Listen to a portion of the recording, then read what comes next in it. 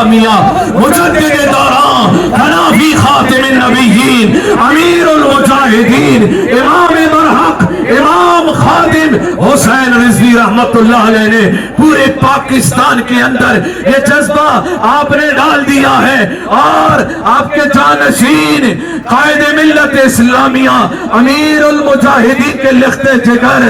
علامہ سعد حسین رضوی دامت برکاتہم العالیہ نے اس جذبے کو برقرار رکھا ہے۔ انشاءاللہ اگر وقت آیا اس ملک پر انشاءاللہ ہمارے لاکھوں جوان اپنے سینے پیش کرتے ہوئے، اپنی قربانیاں دیتے ہوئے، خون کے قطروں کو پیش کرتے ہوئے اسلام کے نام کو بلند رکھیں گے، اسلام کے پرچم کو بلند رکھیں گے، اسلام کو بلند رکھتے ہوئے انشاءاللہ اپنا جان مال تن من سب قربان کریں گے۔ الحمدللہ تحریک لبیک پاکستان نے جو بائیکاٹ کا اعلان کیا تھا، جو ہم نے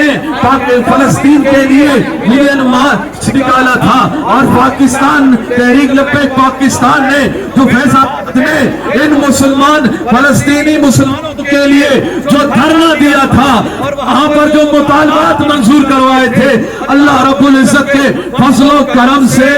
اب تو ماحول یہ بنا ہے کہ نکلنے سے پہلے ہی مطالبات منظور ہو جاتے ہیں۔ یہ رب کا کرم ہے، فضل ہے، جو مطالبات ہم لے کے جانا چاہ رہے تھے مگر الحمدللہ وہ مطالبات پہلے ہی کامیاب ہو چکے ہیں۔ اللہ رب العزت اس مارچ کو کامیاب فرمائے۔ بس آخری بات اور آخری پیغام، بائیکاٹ ہم نے منہ کے ذریعے بھی رکھنا ہے، یعنی کھانے پینے کی اشیاء اور استعمال کرنے کی اشیاء جو یہود و نصارہ کے ہیں ہم نے استعمال نہیں کرنے ہیں، اور انشاءاللہ اس کے ساتھ ساتھ اس ملک کے اندر جو فلسطین کے لیے نہیں بول رہے، فلسطین کے لیے کام نہیں کر رہے ہیں، وہ جماعتیں جیسے کہ پیپلز پارٹی ہے، جیسے کہ نون لیگ ہے، جیسے کہ MQM ہے، یہ ساری جماعتیں ان کا بھی بائیکاٹ کرتے ہوئے انشاءاللہ ہم ان کو ووٹ نہیں دیں گے۔ ووٹ ہم فلسطینی مسلمانوں کے حق میں آنے والے اس اہل سنت و جماعت کا ہوگا،